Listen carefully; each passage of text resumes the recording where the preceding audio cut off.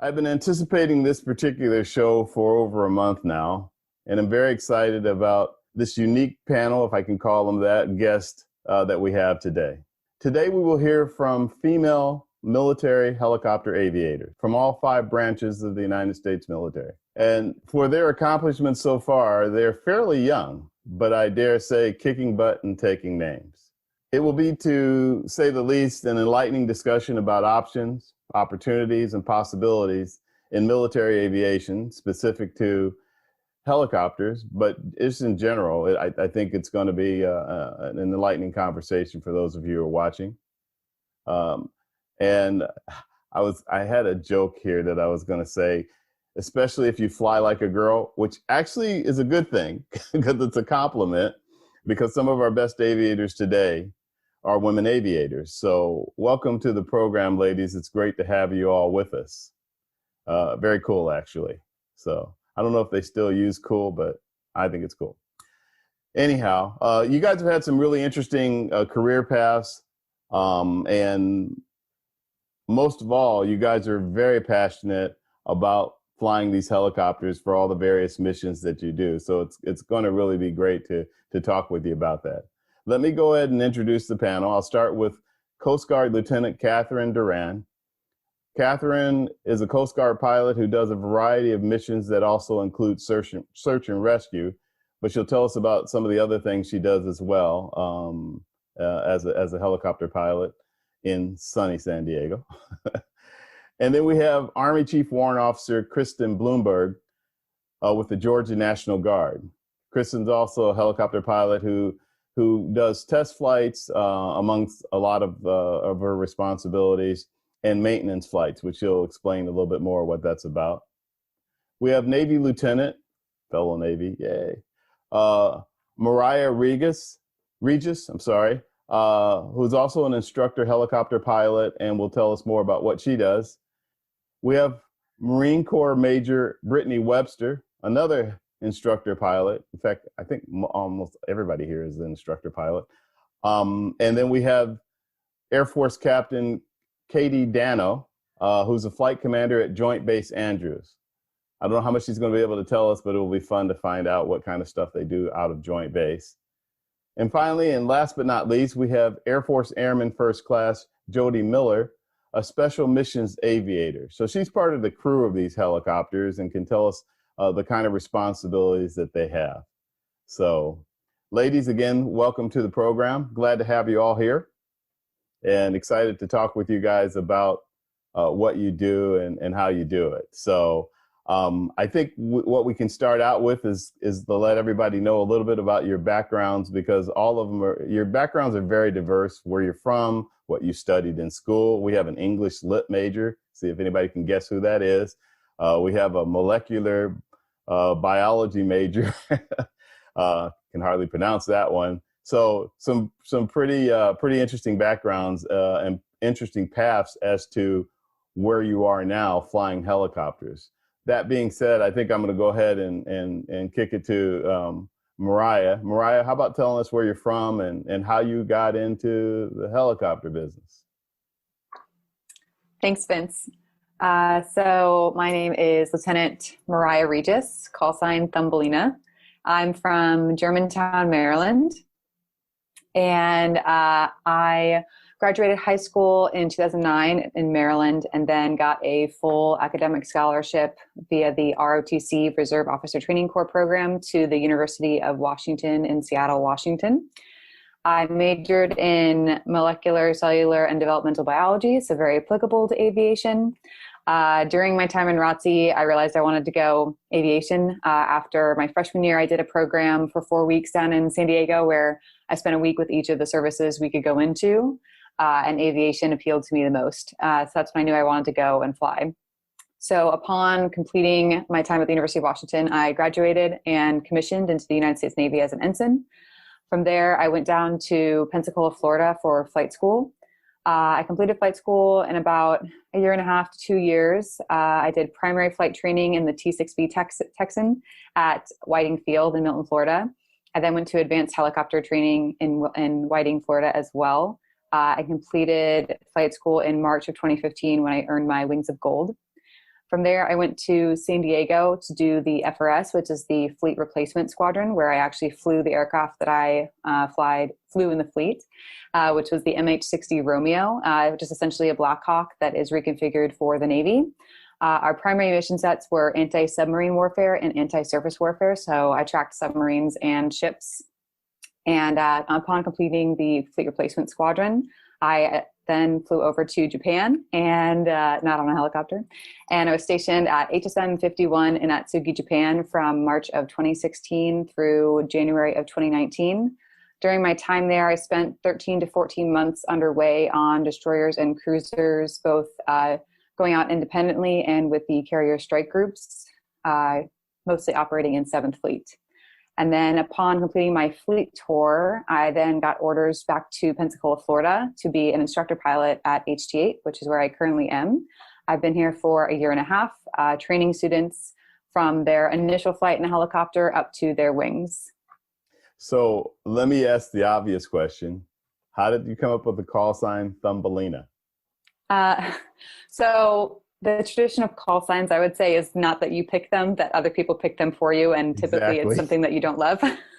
So on one of my first detachments, when I was underway, one of my fellow pilots gave it to me because I'm kind of a princess and I have a toe thumb.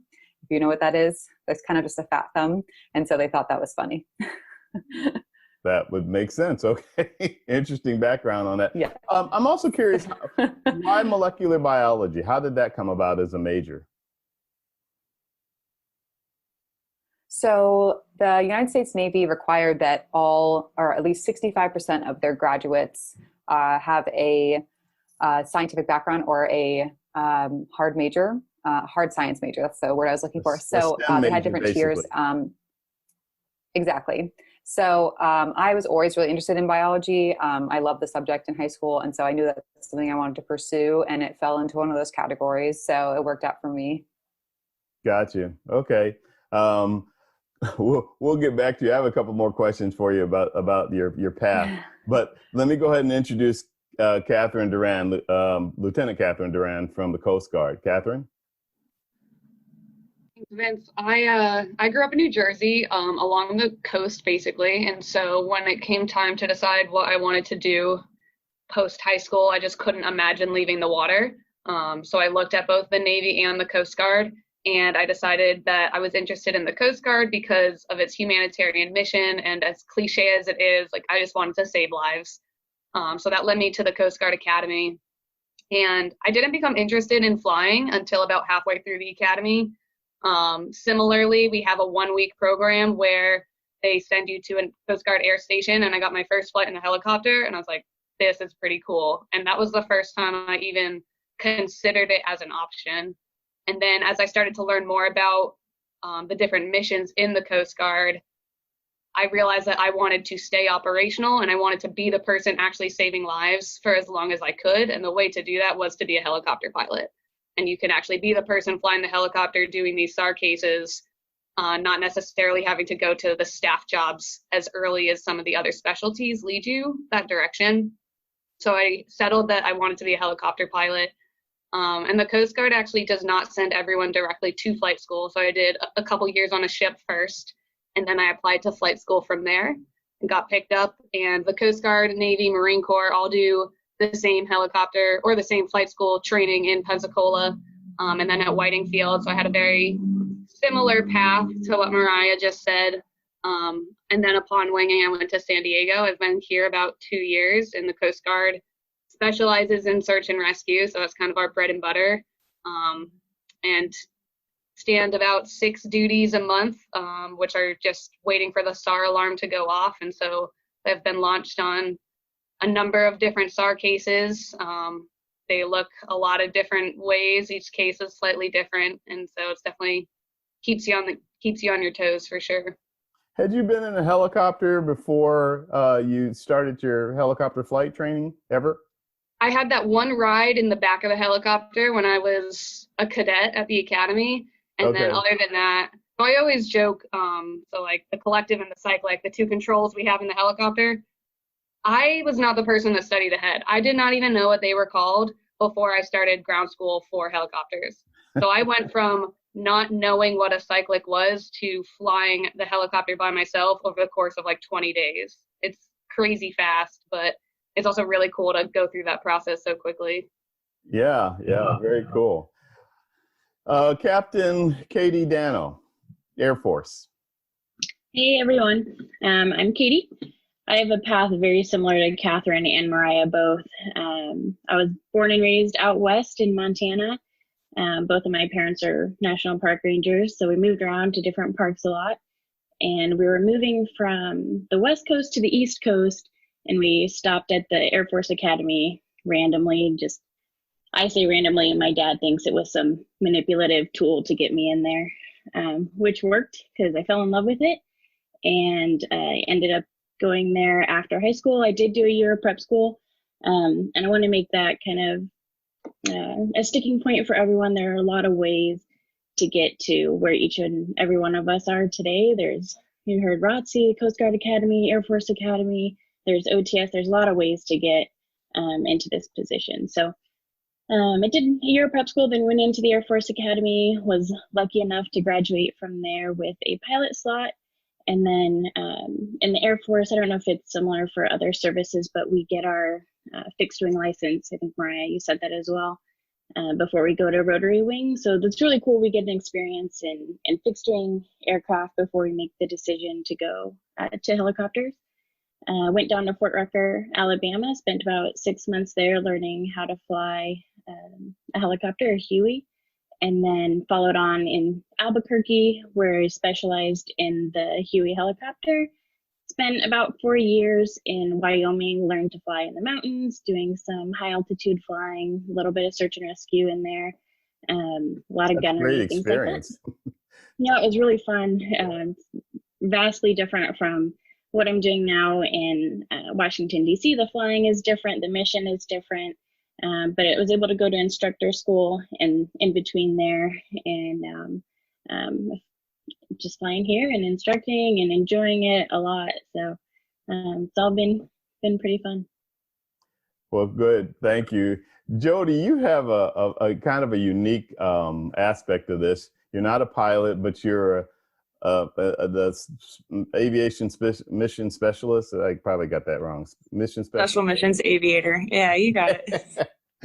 Anyhow, you're a crew, and you have a lot of responsibility with this. It's after talking with you about it during a pre-show, I was like, wow, that's quite a job that you do. How about telling us a little bit about where you're from and your background and what you do as a crew member? Yeah, so my background is very different from probably everyone here. I graduated high school in 2011. I was more focused on being a college athlete, so ended up running and getting my degree. So I do have a degree, but then I joined the civilian world, or not civilian world, but just jobs. I went and got some random jobs and just kind of missed having the team aspect. So I was kind of looking for that and decided, maybe the military would be a good option for me. So I ended up joining when I was around 25, and could have went the officer route, but I kind of wanted to just get in right away, get my feet wet and see like how the military was going to be. So I actually got lucky enough to get an aircrew job, and then ended up going to basic training, went through that, went through our basic Special Missions Aviator course, where we kind of like look at different aircraft that you could be on. So Special Missions Aviation isn't just the helicopters. It could be helicopters, anything from the Huey to HH-60 to CV-22, which is like a fixed wing and a helicopter. Also, you could be on like the big fixed wing aircraft, the 130s there too. So I got lucky enough. I wanted to be on the Hueys, the helicopters, and ended up picking up Andrews as my first base. So it's pretty unheard of for students straight from, I guess, college to go to Andrews. So it's kind of, I got lucky there. But I am out here and I've been here since June, kind of working on my job, just kind of learning the ins and outs of it, helping out the pilots. That's my main thing is to make sure everything's loaded on the aircraft correctly, make sure, we have the power that we need to take off. Say if, hey, we don't have this power, we need to wait a little longer until, we burn off some fuel so we're not as heavy. And then I go and I make sure basically anything the pilot needs, I kind of work with them, and anything from radios to clearing turns to make sure if they're kind of task saturated up front, I'm just trying to help out in the back and do my best to make sure that we're safe and we're working efficiently as a crew. Yeah, I'm actually looking forward to talking to you more about that and just your path of somebody that went and got a degree, which automatically you think, okay, that person would go into service as an officer, but you chose to go through basic training and go the enlisted route. And it sounds like it's been working out really well for you. So I look forward to kind of talking with you about that some more. And we have Kristen. Kristen, you are Chief Warrant Officer with the Army, with the Army National Guard down in Georgia. I am. I'm a Chief Warrant Officer 3. I joined the Army in 2008. I graduated from the University of Alabama in 2007 with an English Lit degree and a history degree, a dual major. I wanted to go to law school originally. The job market was really bad when I got out of college, and I decided I want to try something different. I got hired by Keystone Helicopters up in Coatesville, Pennsylvania, and started working on the S-76 and S-92 programs as an interior fabricator, where I met a couple of test pilots who were all ex-Army warrant officers. They took me on a couple of experimental flights as a sandbag, essentially, and I fell in love with flying helicopters there. So they helped me put in my packet, and I got accepted in 2008, went to basic in 2009, and graduated flight school in 2010. First went to Fort Irwin, California, where I was a VIP pilot and a OP4 pilot. OP4 is where I simulate the enemy aircraft and help train the ground soldiers on what enemies might do. After that, I went to Fort Riley, Kansas, which is a great duty station in the middle of nowhere, and got qualified on the UH-60 Mike, where I became an air assault pilot. Air assault is where you fly around conventional ground troops, but my main mission was special forces troops. So we got sent to Afghanistan, and I flew SEAL Team 2 and all the MARSOC, and MARSOC is the Marine Special Operations, and then the ODAs, which is a combination of the Green Berets training the Afghan soldiers. I did that for 9 months, and then I came back to America, where I moved again to Hunter Army Airfield, and immediately got deployed back to Romania and Germany. I did Operation Atlantic Resolve. It was right when the tensions were hitting off with Russia. So we were based on the Black Sea, ready to go over there if needed. We did a lot of deck landings and stuff, which is kind of cool for an Army person because we normally don't do that. And worked with a couple SEAL teams over there. Yes, sir. Yes, sir. Yeah, that's something that I was actually going to ask several of you about. What was it like your first time landing on the back of a ship? Terrifying. I'm speaking for myself. I'm a ground person. Aviation, Army aviation, we normally don't do water. And I had to wear all the stuff with the HEEDS bottle, which is like our air bottle. We do Dunker, so we're familiar with that. But the way the ship rocks, and I'll let the people who land talk about it, but you have to count and kind of figure out. So that was really interesting and a very, very cool assignment to live in Romania for almost a year. After that, I came back to America, decided I didn't want to be active duty Army anymore, and proceeded to join the National Guard, where they sent me to maintenance pilot school. And I became a civilian on the side because the Guard is part-time. Right. So I was a maintenance pilot down at Fort Rucker. I was on the TH-67s, which is a Bell 206, and I was a Lakota test pilot as well, which is the EC-45 equivalent. I did that for 2 years, and then I got picked up active duty Guard, where I became a training officer, and I'm now an instructor pilot in the UH-72 as well. And then our main mission currently in my unit is LEO support, which is law enforcement support. We do a lot of reconnaissance. We fly a lot of like GBI, which is the Georgia Bureau of Investigation, ATF, and we do a lot of counter drug eradication. And over the past 2 years, I had been in support of the CBP, Customs and Border Patrol. So you do a lot of secret missions, basically, or confidential missions that you really can't even talk about in detail. I mean, Sure. yeah. It's usually, we just call it sensitive. Sensitive, yeah, exactly.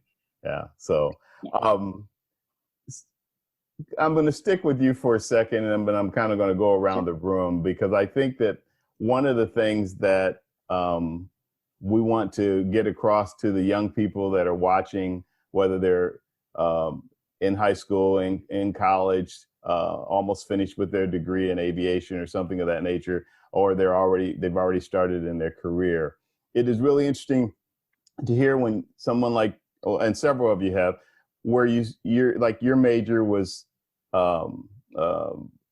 English lit and history. And you wanted to be an attorney, but now you're doing these really cool missions and flying a helicopter. Where was the transition, besides what you mentioned, which was there weren't job opportunities, but where was the transition that you knew that flying a helicopter was going to be the coolest thing on the planet? Well, as I said, I grew up in Peachtree City, Georgia, with if anybody's familiar, it's a very big Delta community. I'm from the Atlanta area. A lot of my friends' parents were Delta pilots. My mother retired from Delta. My father retired from Delta. So aviation had always been in the forefront. However, I was not ever really interested in airplanes. I don't know if I speak for everyone, but I mean, they're cool, but helicopters, man, they were just something different. I didn't see a path there, because it's very expensive, and some of the people online probably know, to get a civilian certification. In fact, my respect for the people that do civilian certifications for helicopters is astronomical, because they have to work. There's different sacrifices you make when you're in the military, but the money they put forth, the time, the effort, the low-paying jobs. Yeah. So when Stacy Sheard and them were like, hey, there's this program where you can try to apply. You're a good candidate because you already have a college degree and you're a little bit of a unique candidate. Why don't you try? It kind of turned on a switch in my brain. I was like, maybe I can do this. I can speak for hopefully a lot of these people, but when 9/11 happened, I'm old enough to vividly remember it. And my mother is from the New York area, so a lot of her friends were deeply involved. And it was kind of just another way for me to get involved in the services where I thought I could actually make a difference and enjoy it at the same time. So that was a big turning point for me. And then the Army is very interesting because we have two different paths you can go. You can go as a warrant officer, or you can go as a commissioned officer. So when I went for my interview, they said, hey, you have a college degree, a 4-year degree. Why aren't you interviewing to be a commissioned officer? And for me, it's because I wanted to fly. So in the Army, if you're a commissioned officer, you don't fly as much. And that's just a fact. You're a commander, you're doing other things. A warrant officer is a technical, tactical, it's an expert at what we do, which is why we have tracks, which is why I have like 2 different jobs. So that was pretty much how I got there in the switch. And Stacy Sheard had a lot to do with it. For me, seeing a female in a test pilot role as somebody who was pursuing my A&P, it was incredible. It was a really big push for me. Yeah. So, and for people who don't know, Stacy Sheard is the chairman of the Helicopter Association International, which is the main association for helicopter flying overall, both civilian and military. So, with you guys talking about the difference between fixed wing and rotor wing, I'm going to step on that for just a minute, because I think several of you have had fixed wing training before you transitioned to rotor. Anybody else want to tell why they lean towards rotor and what that experience was about? Any of you? I can talk. Sure. Since I haven't introduced myself yet. Oh, I'm sorry, Brittany. That's all right. Please tell us a little bit about your background as well. Sorry about that. All right, so I'm Brittany. I grew up in California, San Francisco area. The military definitely isn't, a very popular thing out there. Not something that people really strive to go to, but for some reason, I developed an interest in it, and I wanted to go to college. I wanted to play sports, and deep down, I wanted to be in the military.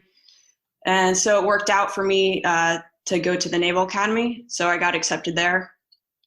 moved from California over to the East Coast. So that was a big shift for me, moving from that environment, a different coast where there's humidity, and into the military life. Being at the Naval Academy, you have 4 years where they basically expose you to all the different things you can select as a Navy officer, Marine Corps officer. So I got good exposure to that. I wasn't super fond of the Marine Corps training that we did, where we had to go on long hikes and carry a lot of gear and that sort of stuff. So oh, that wasn't fun? No. Actually, I didn't really enjoy that too much, but I did really develop a love of the Marine Corps as a whole, and it kind of fit in with me going Marine aviation. And to your talking point that you just asked about going fixed wing or rotary, I realized that I wanted to become a helicopter pilot in the Marines so that I could be close to the fight for the Marines that were on the deck. So as I progressed through flight training, which was very similar to the other end of the coasties and the Navy path, going through primary advance in Pensacola, Corpus Christi area, I selected the AH-1 Whiskey, so the Cobra helicopter. For that, it's 2 pilots sitting one in front of the other. And the main mission of that is it's an attack platform. So we have a gun, we carry rockets, we carry missiles and that sort of thing. And we fly low, close to the ground. And the main mission for that is providing that close air support to the Marines or whatever joint forces, allied forces on the ground that need that support. So that really stuck with me. And fortunately got to go to Afghanistan and actually do some of that on a deployment, go through all the training to learn the tactics and that sort of thing. Was really fulfilling to actually get to go out and do that mission for real. So after I finished the FRS and got selected to fly the Cobra, I got stationed on the East Coast in the HMLA. So did my time with that squadron there, got to do the deployment to Afghanistan, got to go on a MEU where we also flew combat operations out in the Mediterranean. So got the experience flying in the dirt, got the experience flying off the ship, finished my time with the squadron as a fleet tour, and then got to go to a different job that was not flying related, but gave me a lot of exposure, just basically being a Marine officer and getting to actually work with Marines, and which is not an experience that you necessarily get a lot of as a pilot. So I got a lot of exposure to that, got to go back to Afghanistan, this time on the ground, almost in the exact same area that I was when I was flying. So that was a great experience. And then I finished up my 3 years with that unit at the Marine Corps Security Cooperation Group that's stationed in Virginia Beach. Finished that actually earlier this year and got sent to my current location now as a flight instructor. So I'm actually pretty new here. I'm going through the instructor syllabus myself right now. So once I complete that, I'll start actually instructing students. But let me have some fun with you. Ever roll a Cobra? You're not the first person to ask me that, actually. But no, as a pilot, I just have to. I have not, and I think that's one of those things that you can do one time, but never again. So, yeah.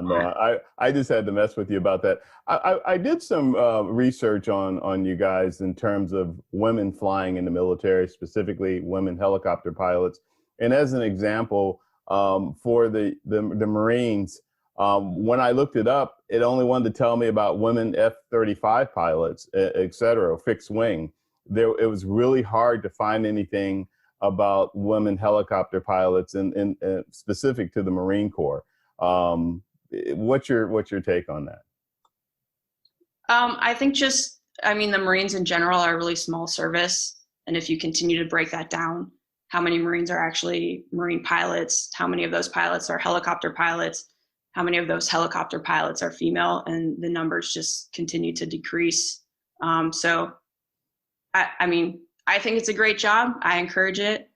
So Do you think the opportunities are better now as we, get a little bit more progressive in thinking and that type of thing, and as the military services do for uh, people in general, but a young lady who says, I think I want to fly helicopters. Do you think it's a better opportunity now? And if so, what do you recommend they do towards that track?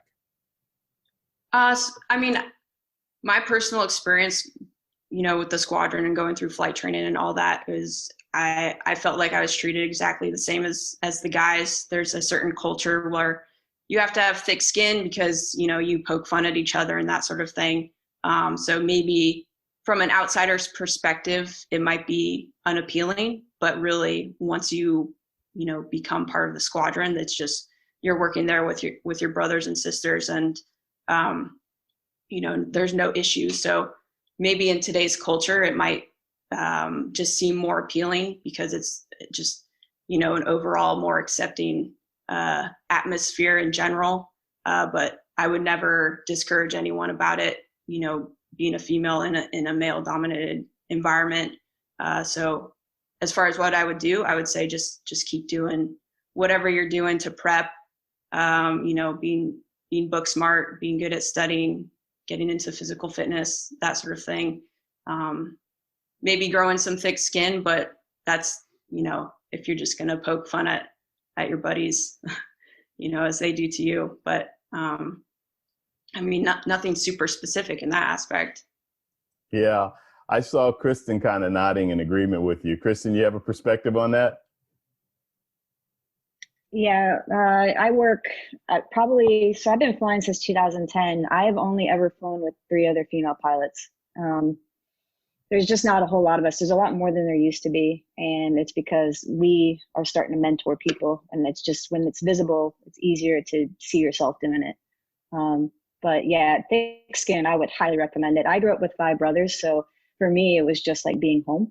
But for other people, it's not that easy.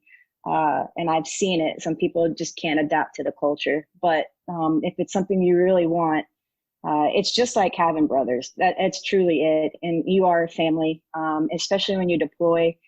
That person that's sitting next to you or is in your crew is, if something happens, it's happening to them too. So it's a different type of bond, and it's a great one. And there is more female pilots out now, and there's more female crew members, and we are doing our best to mentor the next generation and let them know that, hey, there's more of us. But for me, yeah, only being able to fly with 3 other pilots in 10 years, we're coming a long way. I can see there's a lot more coming, but definitely thick skin. That was a very good comment.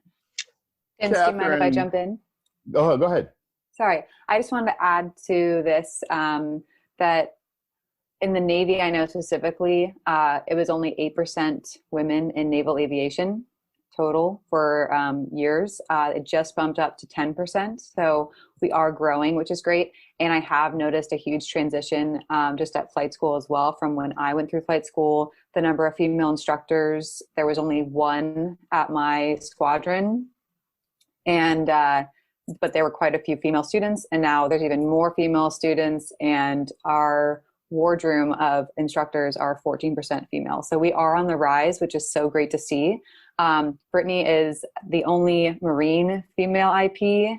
We didn't have one for a while, so it's great to see her here to mentor the female Marines as well, which is on the rise. So we are increasing in number, and it's really great to see. Because it is hard to go into an area that you can't see yourself in. So having that mentorship and a role model is so great. Also, I think some of the training that we've been incorporating in the military is really great. Unconscious bias training, imposter syndrome, implicit bias, all those things also kind of help to bring us into a more welcoming scenario. Yeah, that's great to hear that you guys are doing that. Let me put this out to everybody, and you guys can chime in how you want. I want to give a couple scenarios of what the viewers are thinking and wondering about. One is I'm in high school. I'm getting ready to go to college. I'm thinking, about aviation, maybe helicopter. I think I want to fly professionally. Military hasn't really been an option in my mind, but if it were, what would you suggest I do as I get ready to start school? That's one. The other is I'm in college. I'm in my junior or senior year, or I just graduated this past June or something, and COVID-19 has turned things upside down in terms of my professional pilot track as a civilian. What could I look at doing as I'm finishing up or just finished college with regard to that? And any of you guys can chime in on that, please. A little bit about that. Oh, sorry, Katherine, go ahead. I was gonna say, just keeping your mind open to all of these options. Like I was saying earlier, like I never went into the Coast Guard Academy thinking I would fly. It's a passion that I found later, and I've come to truly love it. And so you just never know what doors might open for you later. And then again, so much of that, I feel like, especially in aviation, is outreach and networking. And it's something that I did not want to appreciate because I was pretty shy growing up. And I wanted to think that I could just do it on my own in terms of doing the hard work and getting good grades. But it really is a lot of asking people questions, both about just seeing what your interests are to get more information from them. And then you never know how those people might be able to help you down the line. So definitely recommend doing things like this where you can just meet people and reaching out to people if you ever think you have something in common with them, and you just never know how that might end up helping you. I think that's a really great point. Kristen, you were going to say something. Yeah, I was going to say something. You know, the National Guard or even reserves is something else to think about, because if you do have a passion for flying, but you're not really sure if you want to make a career of it, or if you want to, if you're in school, I know a lot of people that are in the National Guard fly, and then they also fly like on the civilian side as jet pilots or working for Delta or Envoy. So there's just so many options that I think I legitimately did not know about when I was joining the service. I just thought that you had to go active duty. And for me, I only wanted helicopters. And when I talked to the other branches, they wouldn't guarantee me helicopters. So there's just a ask. Yeah, I can't stress networking enough. There's plenty of us that are willing to talk to people and tell you our experiences. And then if we don't know the answer, we know exactly who to tell you to talk to. That's all I got to say about that. Yeah, I'd like to add to that. I think the best time to network is now, even though things aren't where people would like them to be because of the challenges with the pandemic. But networking is a key, and it's something, if you talk with people and stay in touch with people that have, as somebody said, a similar interest, that's probably going to work out for you. Maybe not immediately, but down the road at some point. Before I shift, I wanted to see if Captain Danno or Jodi, if either one of you wanted to add to what we're talking about. Yeah, just back to our previous topic, I share similar experiences with all of the other women here. In my previous assignment, I was the only woman in my unit, and it's lonely. And I will say that I have no desire to adapt to the culture. I want to change it, and I think that that's why we're all here. Hoping that what we're doing makes the path for younger generations a little bit smoother and a little bit easier. And like Kristen was saying, if you can see yourself in someone else ahead of you, it makes it so much easier to become that person. And then as far as the kids that are wanting to come into this field, into aviation, into the military in general, I would say that it's hugely important just to be a well-rounded person, and talk about like English lit majors, engineering majors, biochem, and like Jodi, a D1 runner. It's so important to just be well-rounded, have all of these things, because that's what we're looking for in this community and in the military, and in shaping future leaders. You want someone who can do it all. You don't want someone who's just a machine. None of us are machines. We all make mistakes. We've all had failures. We've all we've gone through everything, and I'm sure everyone else can speak to that. It's not an easy path, and stay in the books definitely with your STEM courses. And if the military is something you want, join ROTC, Civil Air Patrol. There are a lot of programs out there for young kids, and especially things like this. Like we never had this when we were growing up. We never could log on to YouTube and look at 5 women in helicopter aviation and say, oh, there's someone who looks like me. There's someone from my hometown. I can do this now. It's not too late and it's not too hard. You can do it. If I could do this, anyone could do this. It's you can do it. I'm glad you mentioned ROTC again. I can't overstate the importance of that as a path for getting into the military through school. It's a great way to get acclimated with it while you're studying and that type of thing, and really get a feel, to me, if it's something that's really going to be up your alley as you progress through school, because you do some of the drills and some of the other activities that are military related, and it kind of gives you a good idea about that. I want to move to something else, but I wanted to see if Jodi had anything. Jodi, as an airman and a crew person on a helicopter, what's your take on it, especially with the route that you've taken? Yeah, I guess if I could kind of go back to when I was in high school, I wish I would have thought of, hey, like there are other options. It's not just, me being a high school student. I was like, okay, well, I can run, I can pay for school, but like there's other options out there. Like that's not, you got to think of your future and like, what do you want to do every day? Do you want to wake up doing something that's exciting or, something that not many people get to do? It's just, I wish I would have kind of gone through more of my options and kind of, ask questions, been like, hey, what can I do? Can I do this? Instead of just kind of following that path that I had taken. I kind of just got trapped in that. And then I graduated with a degree and then went out into the world, and I couldn't use my degree as much as I wanted to. And I like to work hard. And like I said, I like that team aspect. And I wish I would have realized, before there are other options that you can kind of, just ask questions. You don't have to sign on the dotted line right away. You can ask questions. You can go to, I know they have like little events where, you get to bring in like a friend with a military member and kind of like go through their day to day. So I wish I would have kind of gone back and kind of asked myself like, hey, at the end of your running career, like, what are you going to do? Instead of just go get your degree, have it paid for. So that's just kind of my path and how I wish I could have kind of redone that. Yeah, well, thank you for sharing that with us, though. That's a very important point. I do have a question from a viewer, and I'm going to just read the question as is. The viewer says, being a female in a male-dominated field, how much more difficult do you think the process was for you?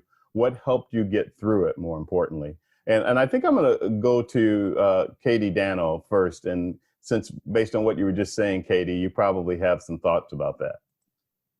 Yeah, I will say that there have been challenges. And I think everyone's road is different. Everyone's perspective on this is probably different.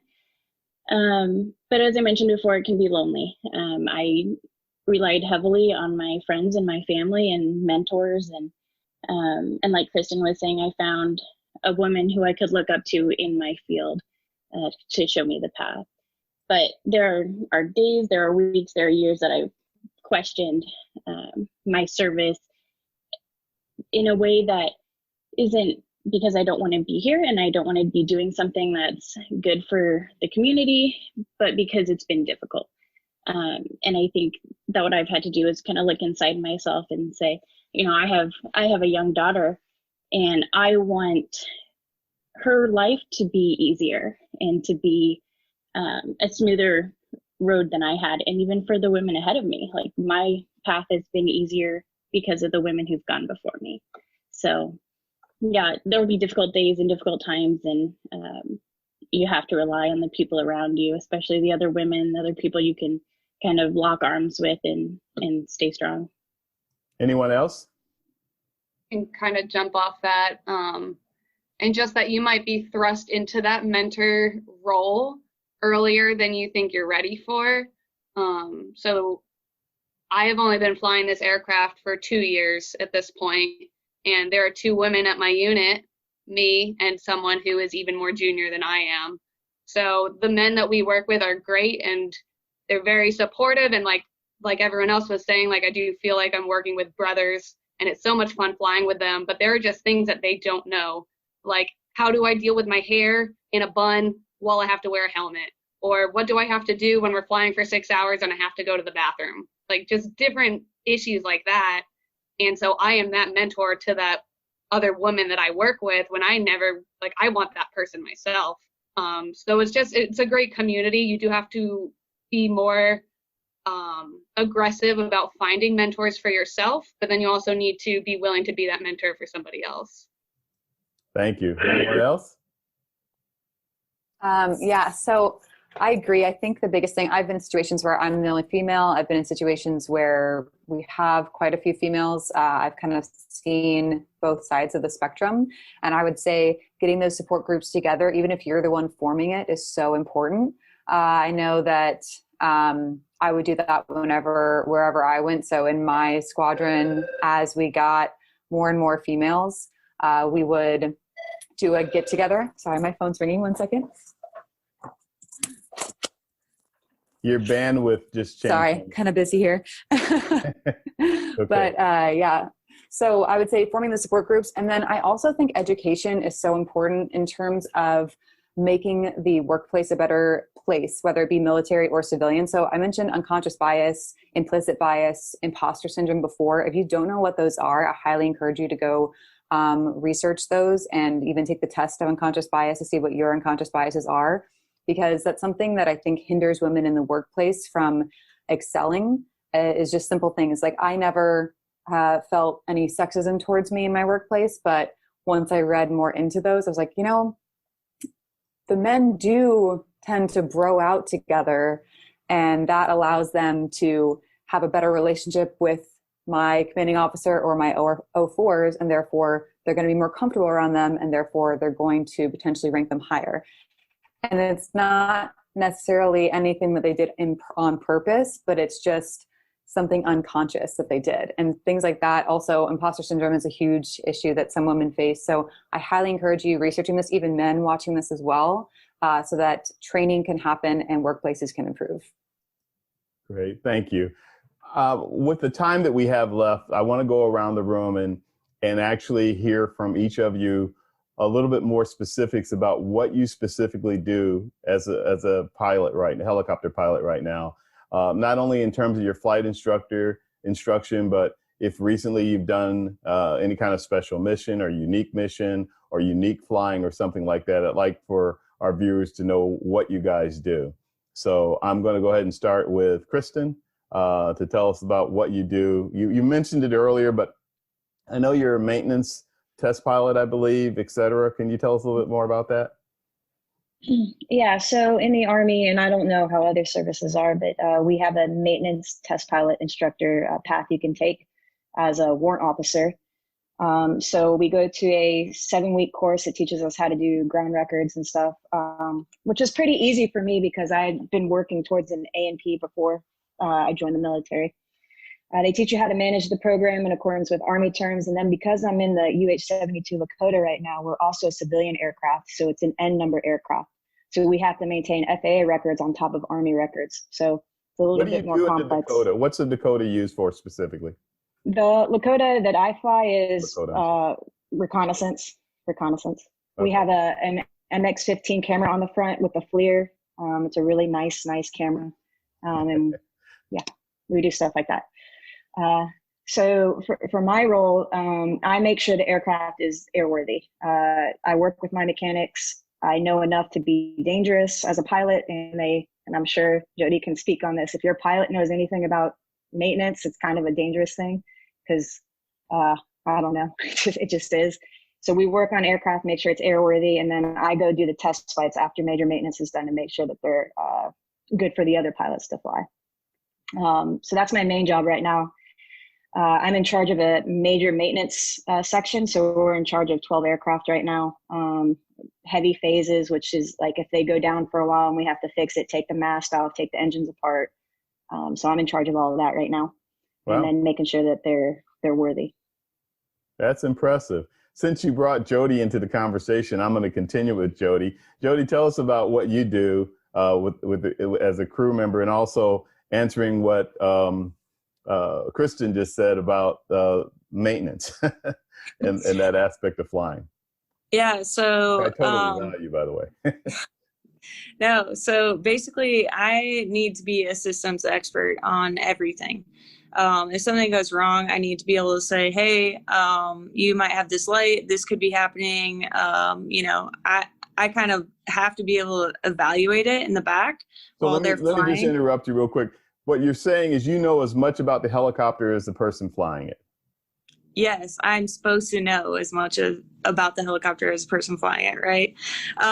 But like even with that, like we actually have a program going here. It's our minor maintenance actions where I can actually, once we land, I can check a chip detector, make sure it's not faulty.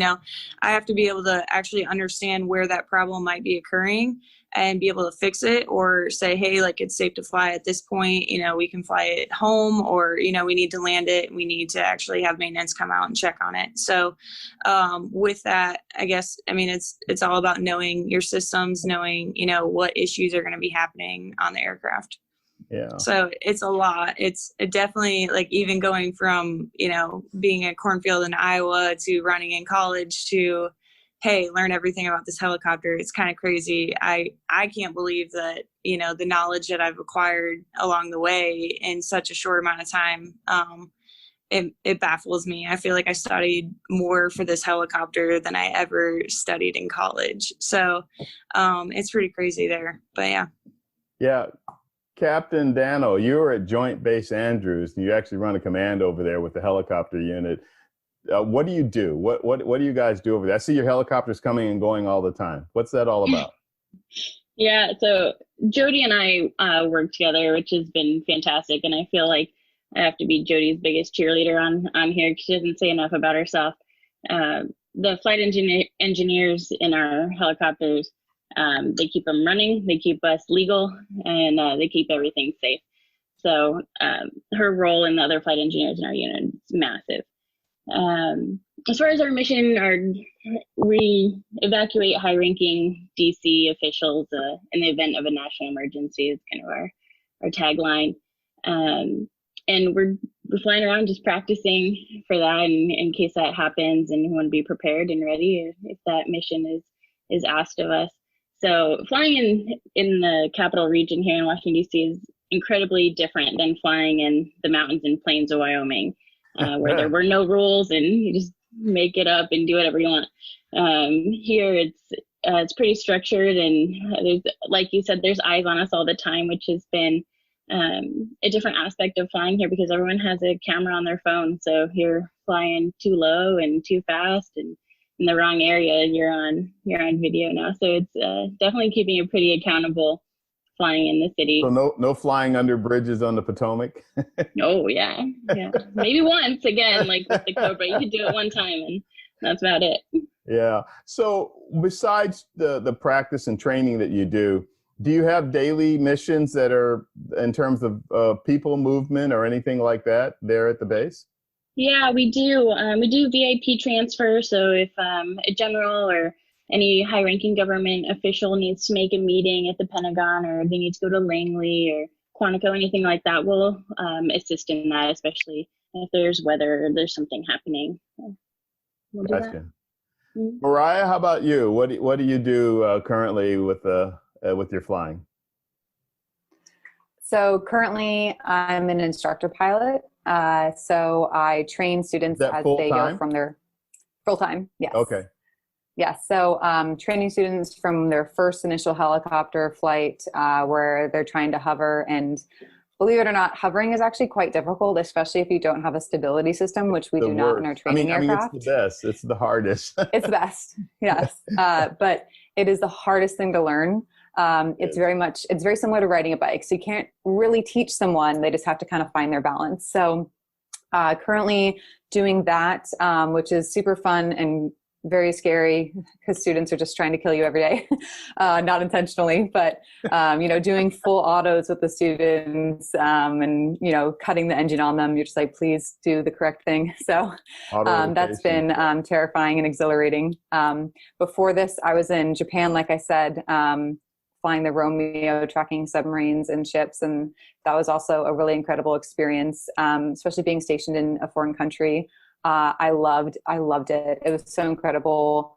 flying through downtown Tokyo, level with the skyscrapers, going around Fuji, landing in landing zones at the base of Mount Fuji was probably some of the most memorable flying I'll ever do. So I'm really grateful for that, as well as being able to land on a ship, I think makes naval aviation really unique. Other services do occasionally land on it, Coast Guard, yeah.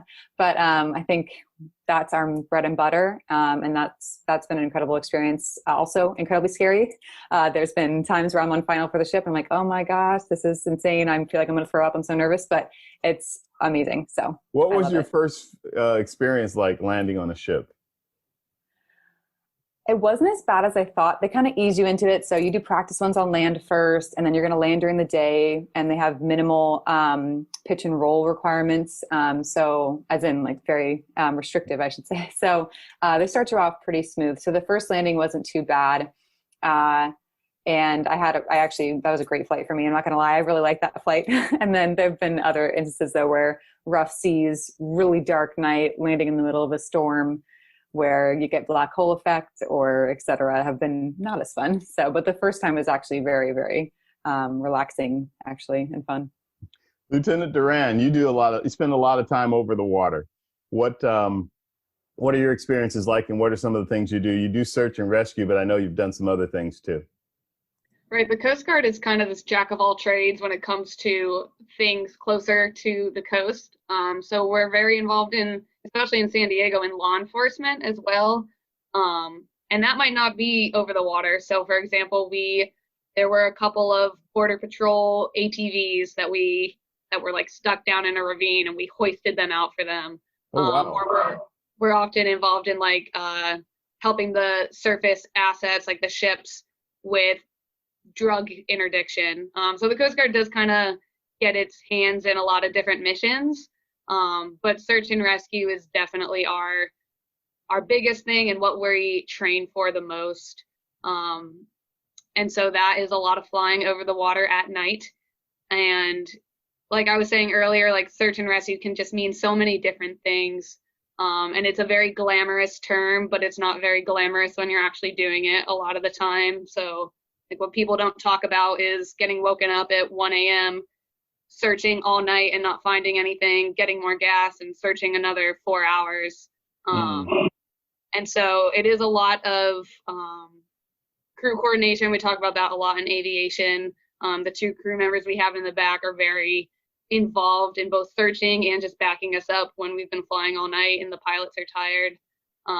But then the more glamorous things that we actually do is when we actually find somebody, or we know that we're going out for a medevac and someone that we know needs assistance.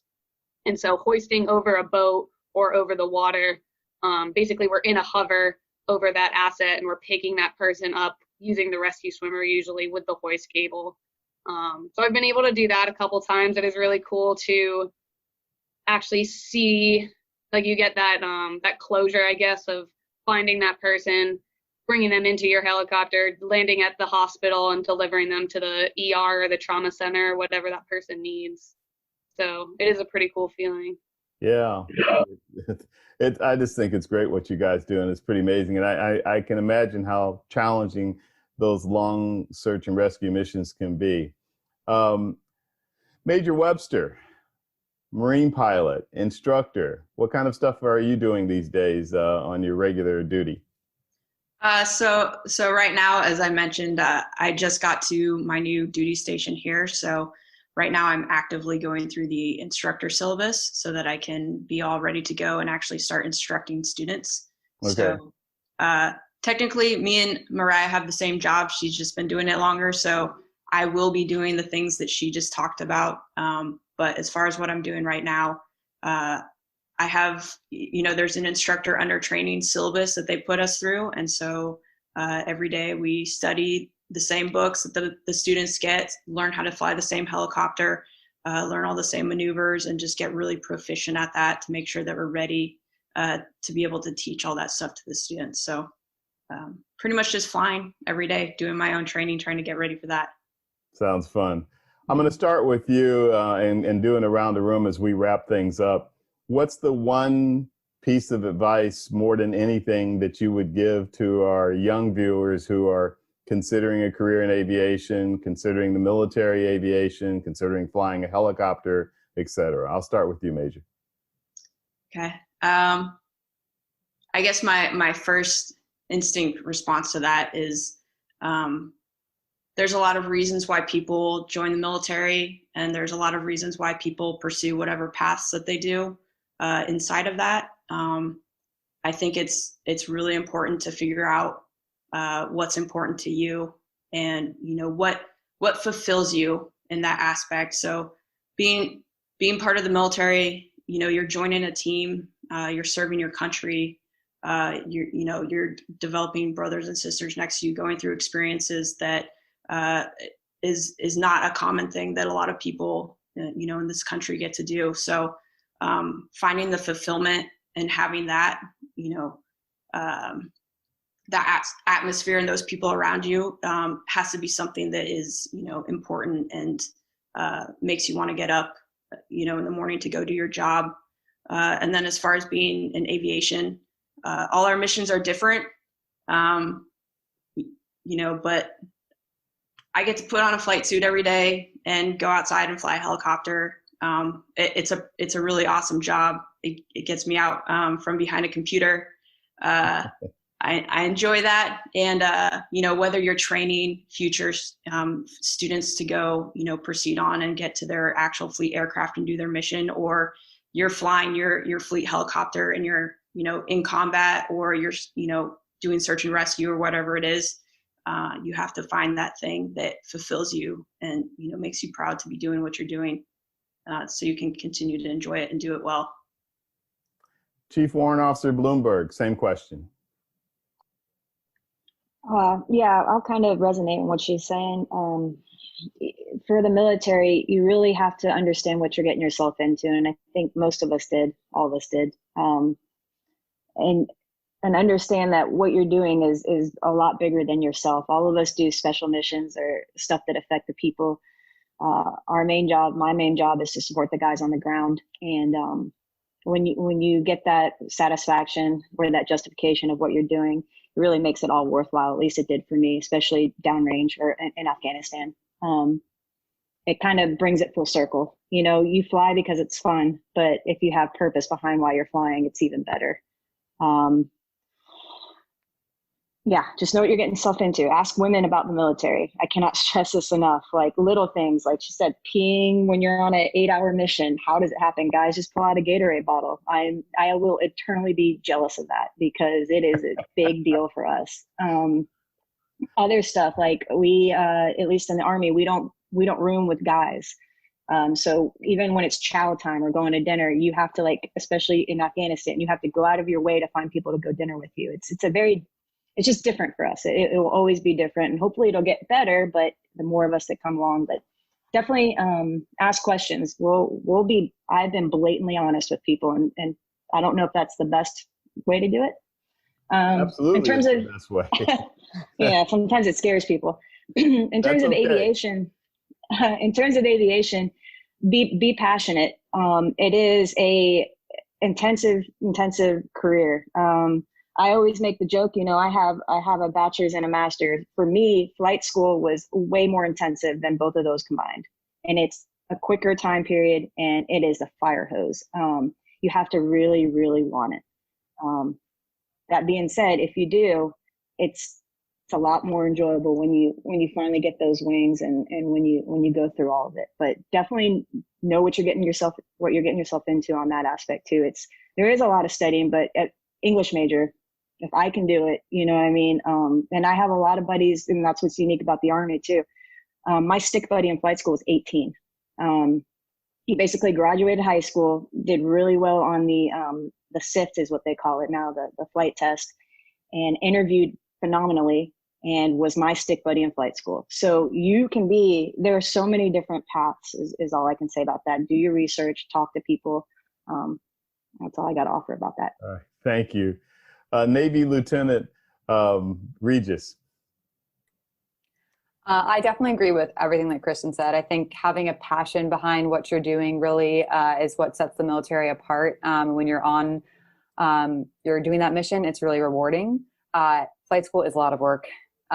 you're studying. It's different than studying for college, right? Or your master's, because there's a physical aspect to it too. So you're reading the books, but you're also in the aircraft, and you have to have the 6 skills as well as the mental skills. So it is a lot of work. It's very challenging, but personally, I love a challenge. So, you know, all those boat landings that I said I was really nervous for, they're rewarding in the end, and I really like it. And I can say I'm one of only 35,000 people in the history of the world to be an unrestricted naval aviator. So I think that's incredible in and of itself. And I really hope that this encourages more and more women to get into military, or at least into any other male-dominated career, because we need women. We need that perspective.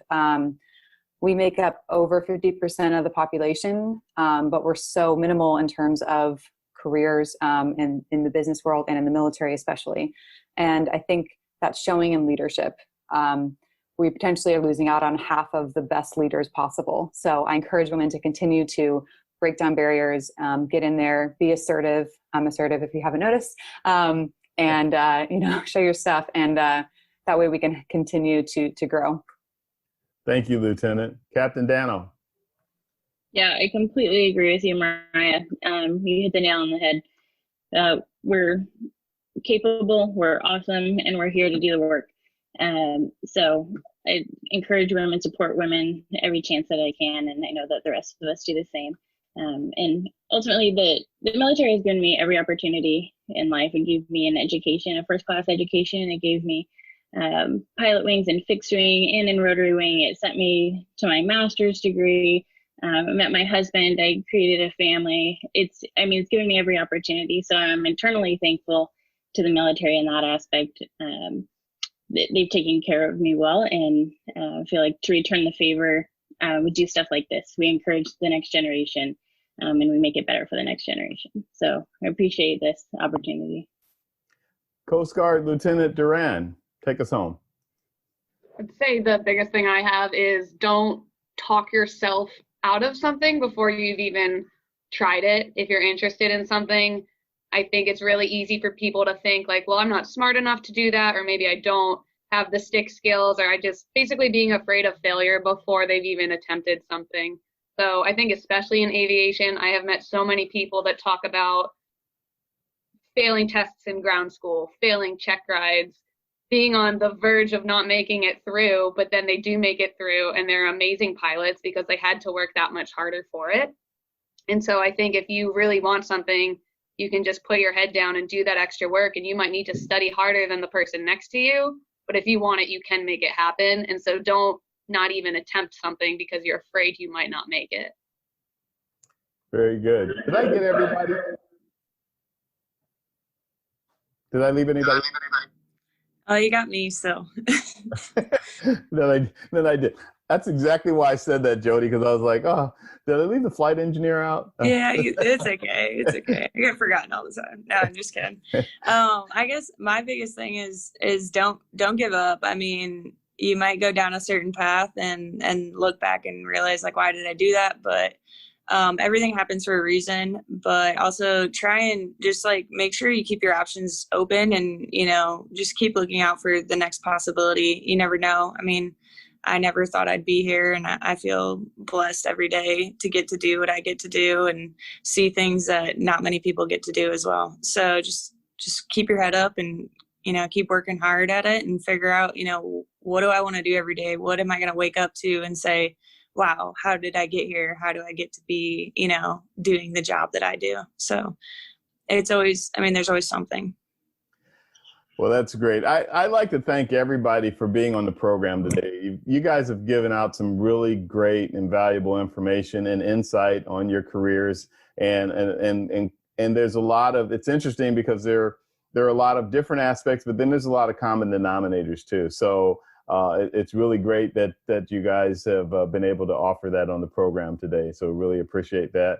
And again, like to thank all of you for taking the time to be here, and we appreciate everything. I'd like to thank everybody. I'm Vince Mickens, and we look forward to catching up with you guys. Thank you, everybody. Have a good one.